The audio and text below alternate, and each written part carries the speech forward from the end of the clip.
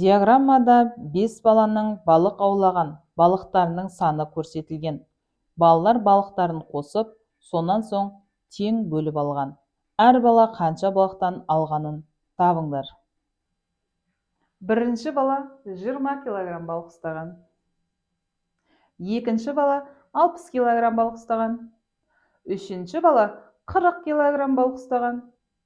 Төртінші бала 80 килограмм балық ұстаған. Бесінші бала 30 килограмм балық ұстаған.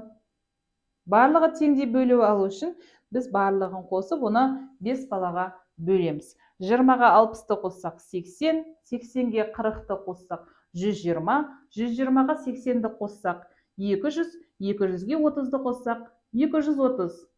230 килограммды 5-ке бөлеміз.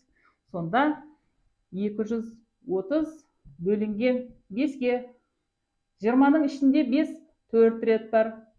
20, 30, 30-ның ішінде 5 6 рет бар. Сонда 46 килограмм балықтан тиген әр балаға. Бұл С жауабы болатын. Міне осылай.